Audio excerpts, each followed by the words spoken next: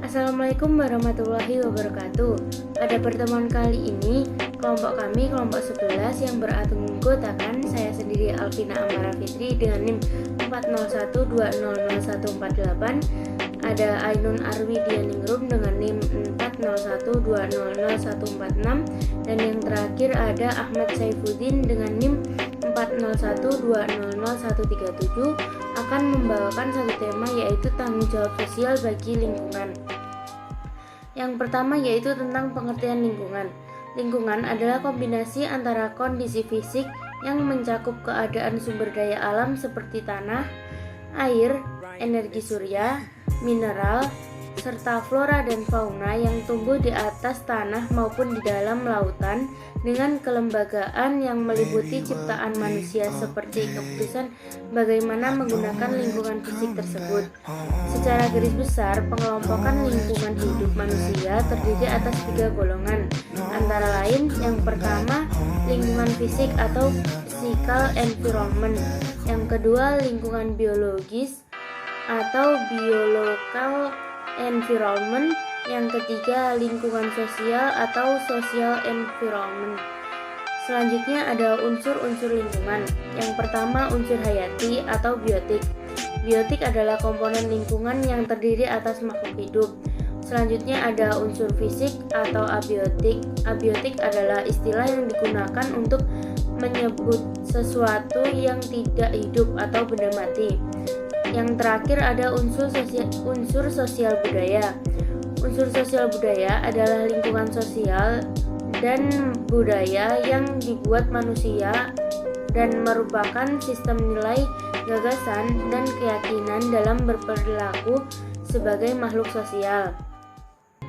Selanjutnya ada pandangan Islam terhadap lingkungan. Peran serta manusia sebagai khalifah di bumi dalam mengatasi lingkungan hidup. Selain manusia bertanggung jawab pada dirinya sendiri dan hartanya, dia juga harus memikul tanggung jawab terhadap sesama makhluk hidup lainnya dan seluruh alam. Karena manusia sebagai khalifah di bumi ialah untuk dapat memakmurkan bumi atau alam yang paling dekat dengan manusia dengan jalan amal terbaik atau karya kreatif. Kunci keberhasilan dalam menangani masalah lingkungan hidup adalah faktor manusia yang menentukan itu sendiri. Dalam penggunaan sumber daya alam, hendaknya jangan berlebih-lebihan atau rakus, tetapi hendaklah dapat memelihara keseimbangan takaran yang telah ditentukan Sang Pencipta, yaitu Allah Subhanahu wa Ta'ala. Adapun dampak terjadinya ketidakseimbangan antara perlakuan manusia terhadap lingkungan hidup, yaitu dapat mengakibatkan terjadinya kerusakan kehidupan dan lingkungannya.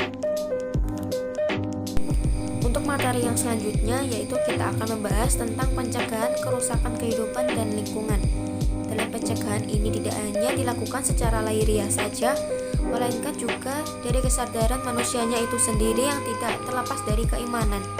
Amar ma'ruf nahi munkar adalah 2 kata umum.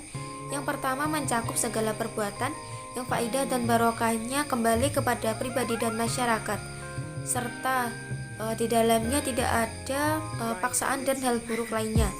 Segala larangan tersebut di dalam Al-Quran dan Sunnah adalah termasuk dalam pengertian kemungkaran, seperti firman Allah dalam Quran Surat An-Nisa ayat 114, Quran Surat Al-A'raf ayat 119, dan Quran Surat Luqman ayat 27. Maka sudah jelas bahwa dalam pelaksanaan kewajiban ini terdapat kemaslahatan yang sangat besar bagi kaum muslimin. Masyarakat tidak boleh seorang pun untuk menghindari kewajiban ini, dan tidak boleh ada satu masyarakat pun yang tidak melakukannya. Sebab dengan tidak terlaksananya tugas wajib ini, maka seluruh masyarakat akan terjerumus dalam kancah dosa, bencana mati dan maknawi. Lalu selanjutnya keuntungan perusahaan dalam melakukan tanggung jawab terhadap lingkungan. Yang pertama, pengembangan reputasi atau citra perusahaan di mata konsumen dan investor. Yang kedua, mengeliminasi konflik lingkungan dan sosial di sekitar perusahaan. Yang ketiga, meningkatkan kerjasama dengan pemangku kepentingan. Yang terakhir, membedakan perusahaan dengan para pesaingnya. Sekian presentasi dari kelompok 11. Apabila ada kurang lebihnya mohon maaf. Wassalamualaikum warahmatullahi wabarakatuh.